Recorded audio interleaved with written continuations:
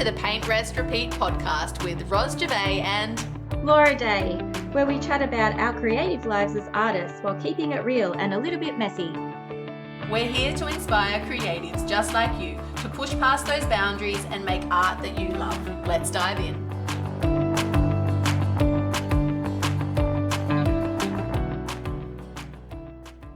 Welcome back, everybody, to another episode of the Paint, Rest, Repeat podcast. Today, we've got an interview episode and we've got the lovely Susan Nethercote with us. Susan is an abstract floral painter and a mixed media artist, and she's from my hometown in Ballarat. Susan's found success in many aspects as a professional visual artist. She's also my friend and an all-round lovely human. So let's welcome Susan to the podcast. Hi. Hey, Suse. Hi, Laura. Hi, Ros. So nice to meet you finally, Ros, and great to see you, Laura. I mean, we do chat on the regular and catch up. But this is lovely to be on your podcast because you actually helped me start my podcast, which was many moons ago now, but it's only right that I should come on yours. Yeah, I'm so excited to have this conversation and to have you here. You've been working on some really exciting things in the studio. I think today we'd love to dive into your art business, all the different things that you've been doing. And you've got an exhibition coming up too. So diving into that. So maybe give the listeners just a little bit of a background. I feel like a lot of our listeners might know you, but for those of the listeners that maybe don't know, what has your art journey looked like? Okay. Well, my art journey kind of started late. It was, I'd always painted and drawn when I was younger, but my first career was in fashion design, which I did in Melbourne for like a decade and a half. And then I had my babies in my late 30s, and that's when I had that magic window that a lot of women discover when they have kids, that they, I don't know, there's something about it, I think, where there's something about that creative process, I think, that reawakens lots of levels of creativity in you. And I started painting again, and it just grew from there. I was obsessed. At the time, I did have a consultancy business, which didn't last long because all I wanted to do was paint. And so I just took loads of online classes. I went to art school online, as I think many of us do these days that never had the opportunity to go, at uni. And I was just prolifically painting for the first few years. I was just in love. It was a very powerful healing journey for me as well. I was going through some big healing stuff in my personal life and healing old traumas. And so the painting really helped with that process. And and I started an Instagram account and started posting these time lapses of me making my paintings. And this was kind of back before many people were doing that. And they got a lot of traction, and my Instagram grew pretty fast, pretty quickly, and I got a really good following there. And so for the first couple, I don't know, it was probably about 18 months, 2 years into that journey, that process began, and then it just went nuts for a while, and I couldn't paint fast enough to keep up with people buying it, which was a really exciting thing to happen, but also burnt me out a bit. And I found myself, going crazy with the painting and just feeling really dried up and burned out. So I had to slow things down again and just reconsider. And then I started this podcast. You came into the studio, I think, around that time and started helping me with packaging and stuff because I just couldn't keep up with it. And then Steph came on a little bit later, and we were doing the podcast, and through COVID started doing e-courses. So it's just been this snowball of different evolutions of the business that have taken place that have all revolved around the art. And right now where I am, I feel like I've kind of returned back to the beginning, because for the last 6 months, I've basically been focusing on this exhibition, which is actually my first solo exhibition. I've focused very much with selling online. Yeah. So I did share an exhibition with someone probably about, I reckon it'd be about 6 or 7 years ago, maybe. And that's the only one I've done. So this is exciting for me, and I've loved this process, and I'm very deeply in my art process at the moment. So I feel like I've come back around full circle, but I'm in a totally different place because I feel so much more informed and comfortable in my own art practice and what I'm wanting to achieve and what what makes me happy. Yeah, that's probably a good sum up of the last decade of my life. Very wordy, but as you know, Laura, I'm wordy. What I love about what you're sharing, and what I've seen as well, because I've, been following you, not in a stalker way, I promise, but I know what you've been up to, is that you've changed and evolved and adapted and sort of allowed all those different versions of art, I don't mean styles, but versions of art business into your life, and just tried out certain things and just sort of gone with the flow, really. And I think that that's really inspirational for our listeners. Oh, that's nice to hear you say that, Ros, because I feel like that is how it has unfolded. And yeah, I am a great believer in flow and following flow and what's feeling juiced up for the moment, and harnessing that energy and creating out of that. I think that's actually a really important aspect of developing an art business, is learning to ride that natural enthusiasm that comes. But it can be a double-edged sword as well, because sometimes you can be excited by too many things and take on too much. And I think probably most of us have experienced that from time to time. And so it's a balancing act in that regard. But I do think, our internal navigation, our intuition can always direct us where we need to go. Where is the next place for us to evolve into creatively? Yeah, I think for people that are just starting out, like early career artists, they see people like you that have had success in many facets of the art business, and they can get quite overwhelmed. I know, like, you've experimented with art prints, you've done original art sales, you've done your classes, you've done commissions, you've done art licensing, and I think recently you started on Blue Thumb as well. So like, for those that are overwhelmed, like, what would you suggest? What point would you suggest for them to start? And like, what have you found success on? Like, what has worked well for you in your art business in terms of the income streams or the things that you've focused on? I hear what you're saying, because it's a real thing, that stress that comes along with looking at what other people are doing online and feeling like you have to do all the things, and they're all very time consuming to set up initially, a lot of them. And it's interesting you asked me that question, because I remember you being with me in the studio when we redesigned the website, and it was actually like I had done one of those online courses where you learn about all the income streams, and then I was trying to implement it, and it really burned me out. So I remember that moment really acutely. So, but at the same time, there comes a point where you need to start to take on things to build it. So I think what I've learned through that process is that there's a time and a season for all of those things, and they all are valuable parts of my business that create that steady income, because as we all know as artists, that's probably the most challenging aspects is, unless you have like a unicorn period like I had a few years back where I couldn't keep up with art sales, generally art sales ongoing aren't going to support every artist ongoing. That's just how it is. Well, particularly in the early years. Okay. So I think we learn pretty fast that we need to find other ways to create a more even flow of income. So, for me, I have implemented big things at different times throughout the business. So I tried to do a lot at once at that point I was talking about with you, but since then have learned that I need to just focus on one thing at a time and really assess, is this going to be worthwhile for me? And if I decide that it is, then I focus on that and I set up the back end, and I try to set it up in a way that's going to support me keeping it going in the future. So I do it thoroughly.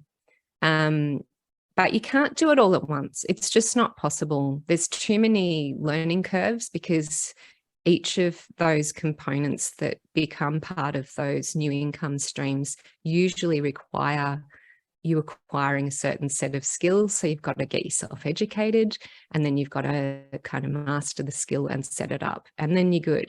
But that's like, you're probably talking for most projects really from start to finish 3 months in a sane life. I mean, I'm sure there are people out there that can smash it out in a week or 2 weeks, but that's just not possible for me because I have a family, and I need to sleep, and I have ADHD, so I can't focus for those huge sustained periods.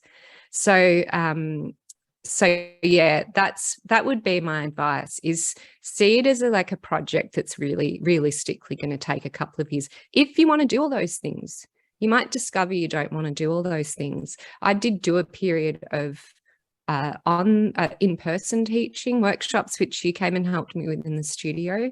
And then when COVID happened and we were all in lockdown, I made e-courses, and I just discovered that was a way better business model for me in every regard, particularly my own personal energy. I found in-person teaching really exhausting. So I've kind of gotten rid of that. I just removed that from my offerings, and probably I may do something here and there again.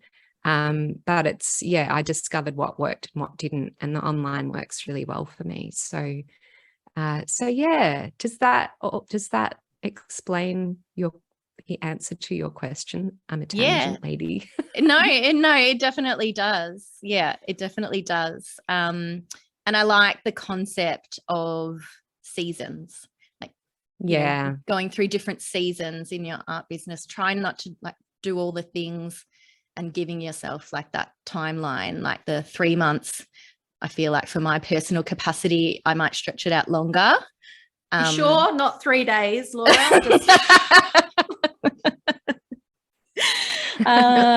Roz and I have this like ongoing banter like between, because I'm more like playing the long game, and Roz is a total different personality to me, and and that's cool, and it's great, and like I love that we show those different aspects of running a creative business. So Roz is very energy rich and excitable, and dives like full head first into her projects.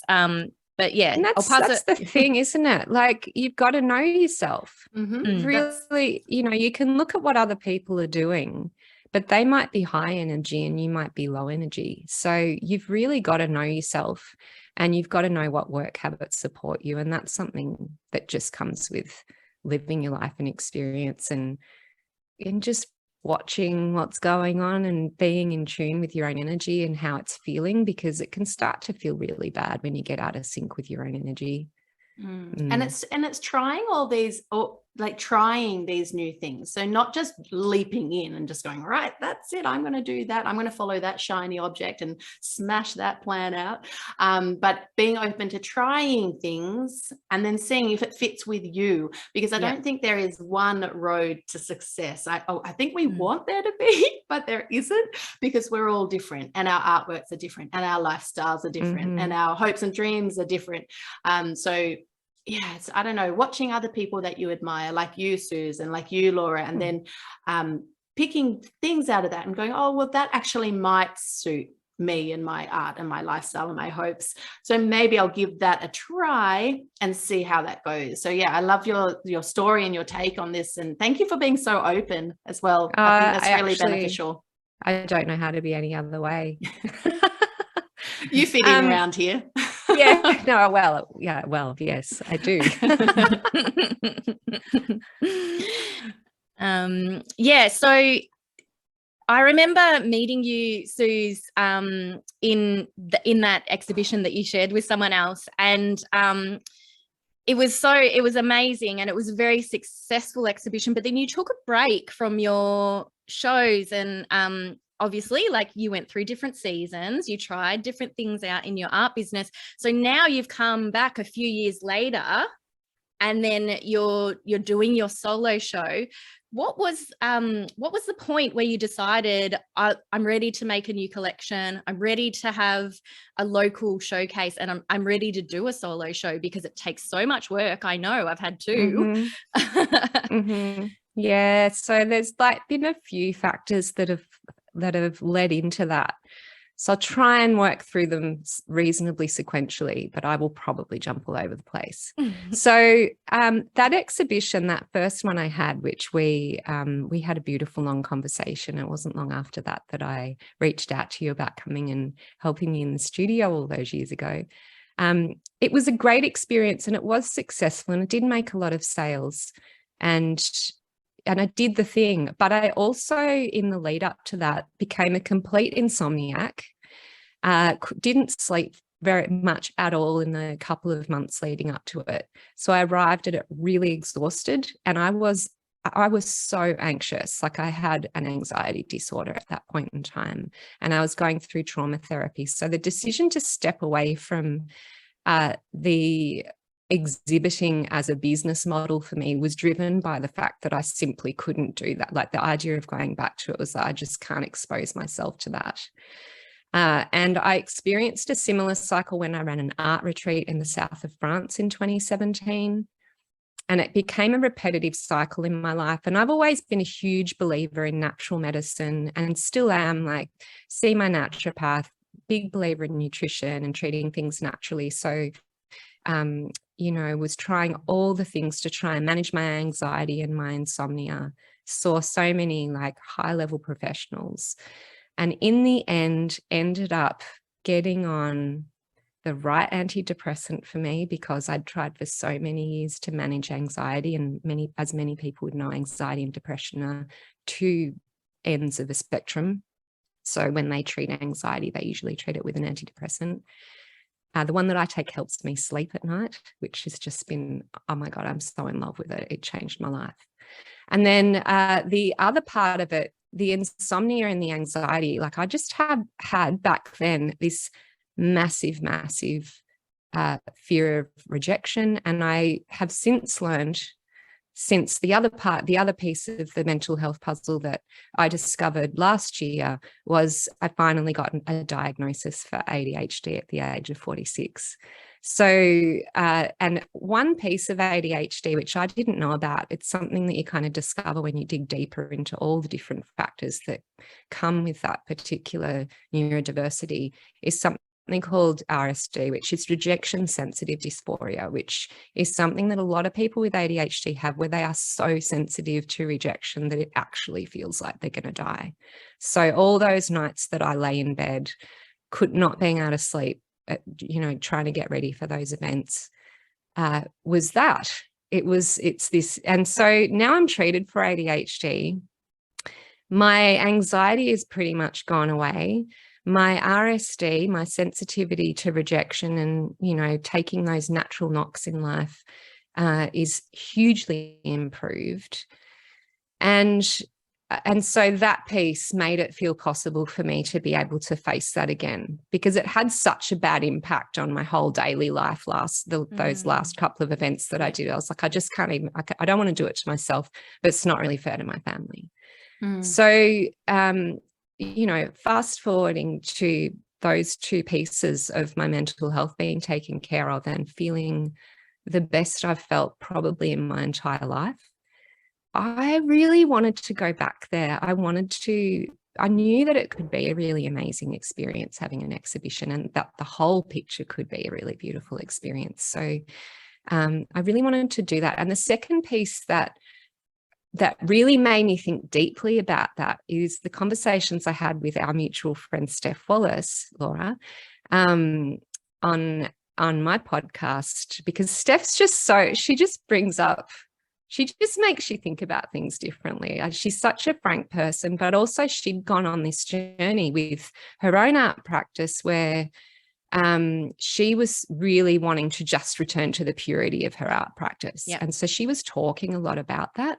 And as she was talking about it, and also talking about sort of the tyranny that comes along with online selling, I don't know if you guys can relate to that. The online art sales and the launches, and I mean, I've done a lot of those, and it's kind of exhausting and a bit disconnected, and it's great. It's great that we've got access to it, but I'm really missing that real person element of connecting with people around my art.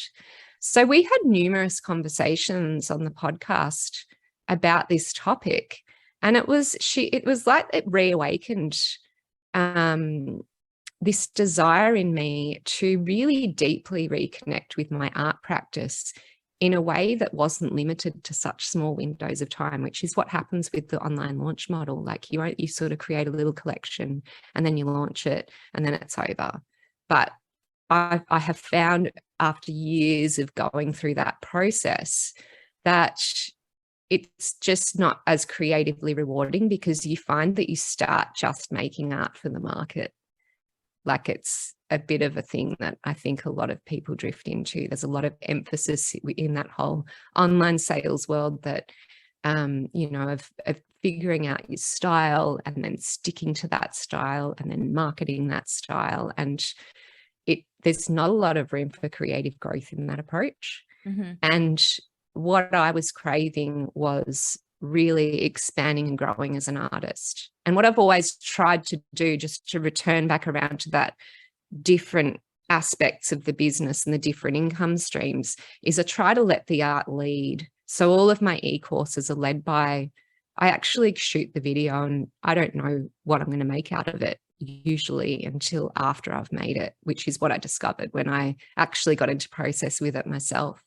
So this whole process, the last 6 months of giving myself that time and that space to just get deeply into my art practice and really explore new things as well, and allow myself the space to fully see out that process in, right from sketchbook stage to large works on canvas, has just been so fulfilling and soul feeding, and all the reasons I wanted to become a professional artist. So that's why I went back to it, and why I was able to get back to doing an exhibition, because I don't know that I would have been had I not dealt with those mental health issues and found resolution with the problems I was having. Yeah.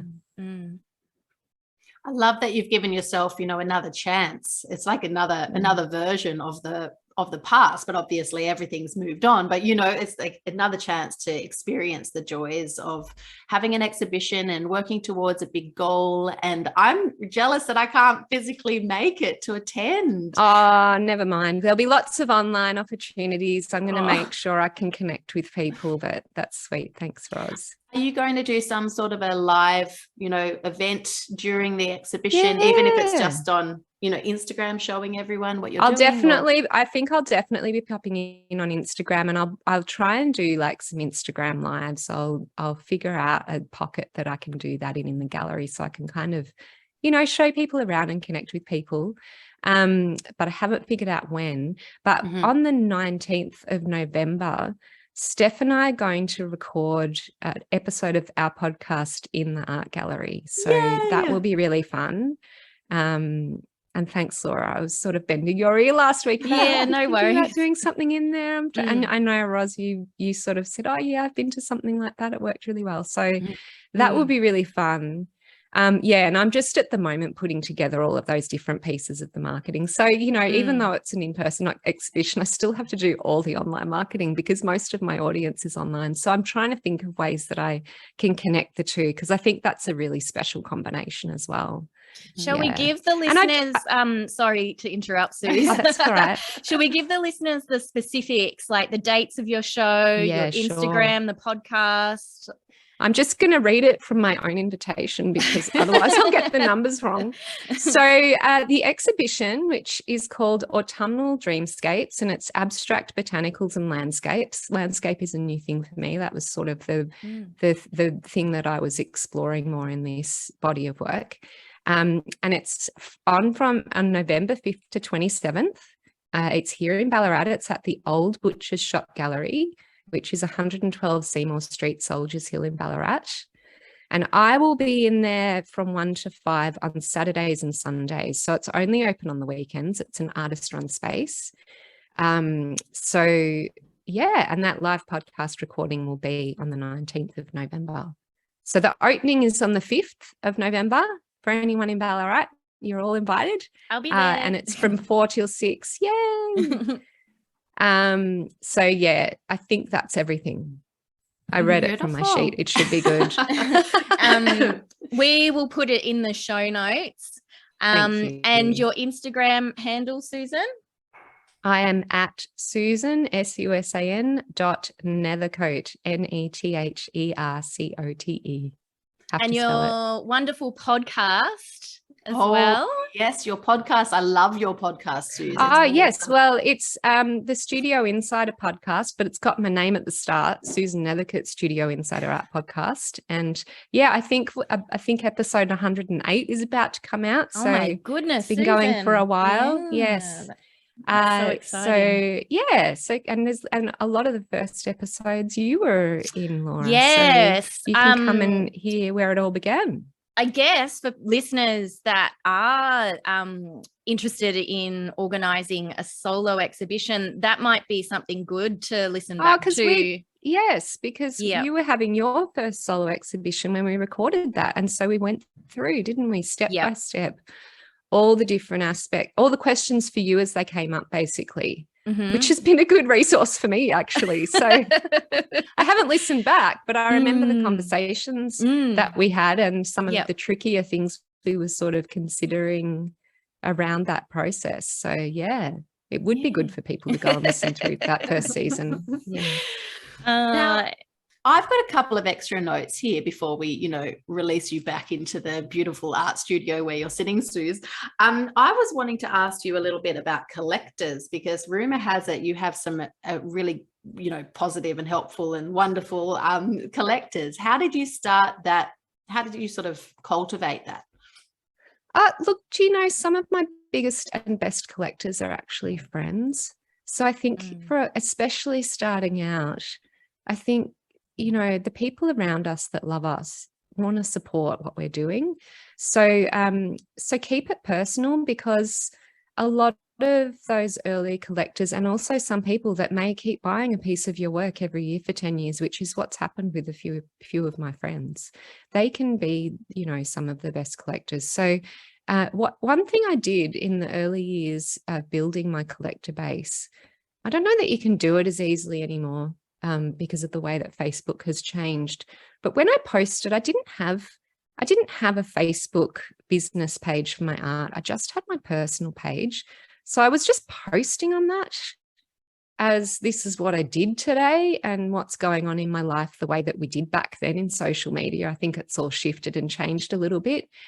But that was actually super valuable for me. And I recently went to my 30-year school reunion and I was so amazed. Like, I knew people from my past who bought my art, but the amount of people that came up to me and said, I have a piece of your art, I love it, I've got it hanging on my wall. I was just absolutely amazed. So don't discount that some of your best collectors may be your friends that keep returning year after year. So keeping that personal touch with people, I think, is really important.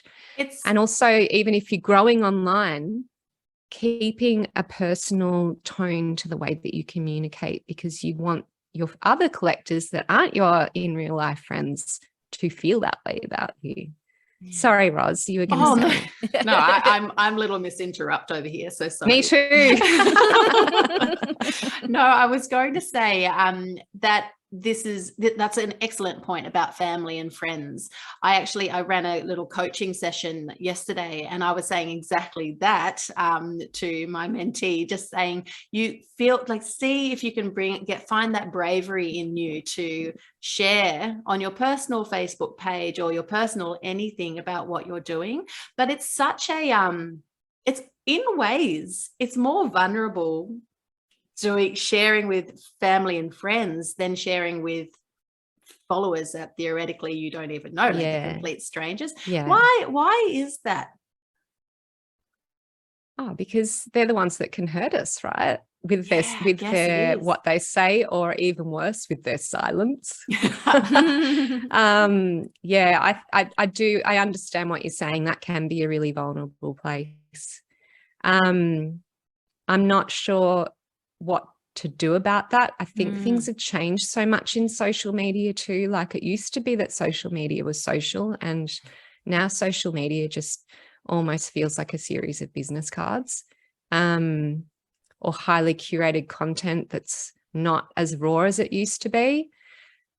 You know, this is part of the reason why I'm returning back around to doing an exhibition, because I want to cultivate those real life connections again. Because when I look back at the collector base that I've built, that have been, you know, the really big ticket commissions, like, you know, decking out a whole medical clinic, or just big projects, they are mostly people that I have some kind of connection with.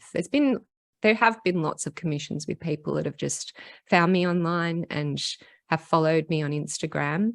But I would say probably of the really big projects, probably 80% of them are people that I have some kind of connection with, even if it's just through someone else. And they're the people that tend to also get big ticket items like large scale commissions or big projects.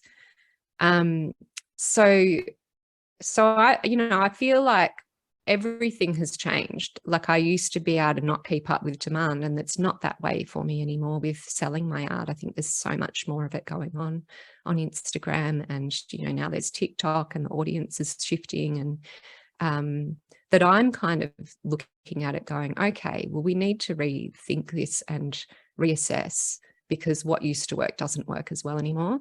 One thing I have done since the very beginning, Ros, and I know you would teach your students this as well, is capturing email addresses. You must capture people's email address. You've got to have a newsletter list. That to me there's no other way around it. You're too vulnerable if you're putting all of your eggs in the social media basket. That way you can always connect with people. And most online platforms will also give you a way to collect that information that tells you about who that person is and what they might be interested in. So if they're interested in learning art from you, you can have a segment for that. If they're interested in buying your art, you can have a segment for that. All, you know, down to whatever micro level you want to do that. Because then they become part of the journey. And I actually think that's the juiciest part for people following you as an artist, is they become invested in your creative journey and seeing what you're going to come up with next. So, you know, hopefully they'll come and keep reopening those emails. But I always try and keep connection and with people that I've had those bigger projects with, because the connection leads on to other connections, you know, like a group of friends that are predominantly my husband's friends. They're now my friends. You know, one of them might have gotten artwork, and then another couple has seen it at their house, and then they're like, oh, well, maybe we'll get one. So, you know, everything is interconnected and snowballs. So yeah, I think I don't even know if I've given you any concrete tips there, because I don't really know any concrete tips anymore. There's no one size fits all. But, you know, in doing an exhibition, you know, what I'm hoping is going to happen in that is I'm going to reconnect with local people, which I've really missed doing in the last couple of years. I'm going to be able to showcase my work in a completely different way, which I'm really excited about. One of the things I love about art galleries, I mean, for me, going into an art gallery is probably for what it is for some people to go into a church. It's a really special space, and I go into a special place within myself when I go into one. So I'm really looking forward to being able to curate that and put an experience together in that way. And I will be collecting those email addresses every chance I get, and hopefully selling a whole bunch of art. So it ticks a lot of boxes, and it just feels like the next logical way to get out there and have conversations with people and find out what they need too, because I think people's spending habits are changing, and the way that they want to connect with people and purchase is different to what it was before COVID. So yeah. And does that even answer your question? I don't know. Yeah, it does. There were some really valuable tips. So for anyone that hasn't set up an email collection email page, go provider. and do that now. I don't think you can start on that too early. So it can feel a little bit funny when you're just collecting one or two emails here or there. But, you know, they're people. It builds up. It does. And they're people who are interested. So get that detail, those details, and keep them safe. And don't discard those personal connections as well.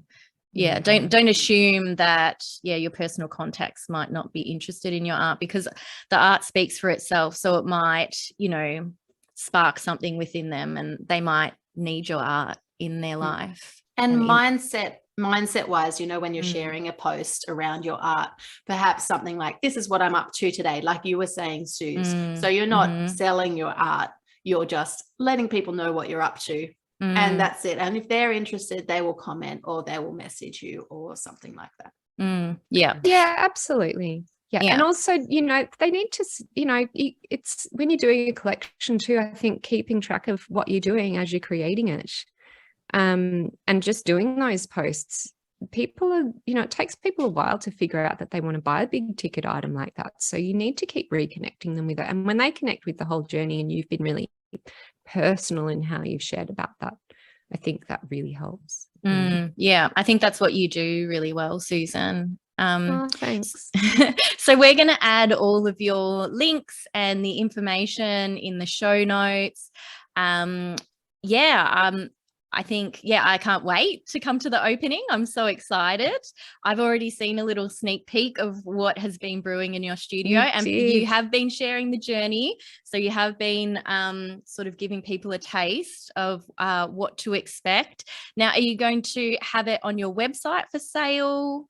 Absolutely. Okay. Yes. Yeah. So I'll give you a link, and if people sign up to my art newsletter list, so I have a couple. I have an art and an education newsletter list. So if they sign up to my art newsletter list, they'll get a beautiful email that has all the different things that I'll be doing throughout the month, and all of the details of the exhibition in there, and all the links. So it will be available for pre-sale on my website. So anyone that wants to access the pre-sale, which will be going out to my newsletter list, then come and sign up. And it's going to be great fun. And if you're in Ballarat, come. It'll be a lovely night. I'm hoping the weather won't be like this. Gosh, the rain. Yeah.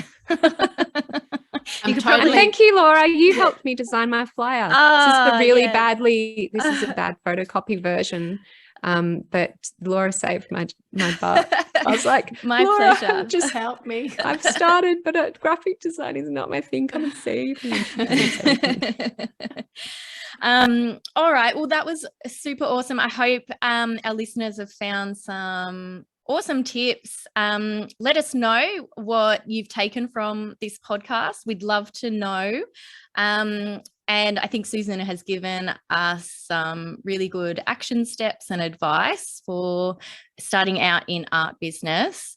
Ros, we wanted to drop in a little promo for our event that's coming up in November, our first year anniversary, our podcast first year anniversary. I can't believe that's coming up in November too. Congratulations. That's amazing.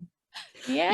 You know the funny thing, Suze, when we started, I wanted to do our episodes weekly, and Laura's like, no, Ros, I think monthly. And we landed on fortnightly. And I have to tell you, little like excited Energizer Bunny over here is really glad that we're fortnightly, because I actually honestly 100% we would not have gotten to a year if it was weekly, because we're both busy in different ways, and so thank you, Laura.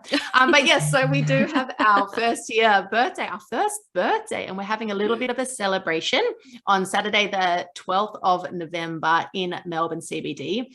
And I was completely, Suze, thinking just then about how maybe I can hire a car and come to Ballarat for your show on the same. What date? When are you coming? When is it? It's the 12th of November. It's so why don't you? It'll do be that. Why don't it'll still be on. Yeah. Your exhibition actually will still Visit be this on. in Ballarat. I'm totally Yes. thinking I need to somehow wing it. Maybe I need to stay an extra night. And then, you've got kiddos. I have the mum guilt. I'm like, how long can I be away? And they'll still be happy. So Oh, no, you've got to just bust that right now. It's good for them to learn how to be away from you. How old are yours, Roz? 5 and 7. They're I'm a still very little, I get it. Yeah, and I'm actually quite a sensitive on the emotional side, so I don't want them to be sad that I'm gone. But anyway, we'll work it out. We'll work See it out, and how I you will go. try. But that would be fun if you could come. Yay. Yes, I'll do my best. Yeah. But yeah, I hope that goes really well for you both too. Yeah, That'll be thank great. you. People should totally go along. Yeah. Nice to meet everyone in person, I think. Yeah, well, that's the thing, like about that in-person connection, and I'm really looking forward to it. And fun fact, everyone, Ooh. Roz and I have never met in person. Can you I believe couldn't it? believe that when you told me that. Yeah, we've been That's working true. together on a podcast for 1 year, and yeah, just got to know each other through a computer screen. So I can't wait to give you a big in-person hug. Laura, be warned. You know the feedback I get from online versus in real life is, I thought you were a lot smaller.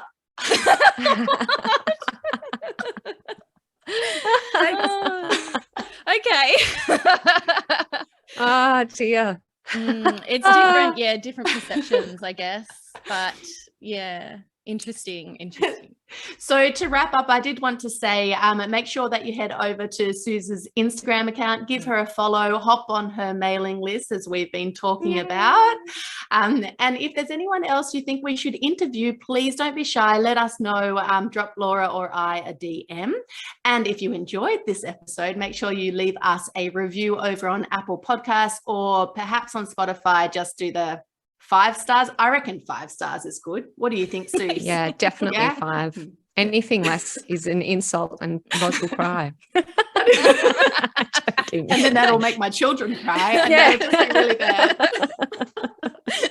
All right. Well, let's wrap it up. Thank you so much. Sending lots of love. Appreciate My your time, pleasure. Suze. Thanks so much for having me. Bye. Pleasure. Bye.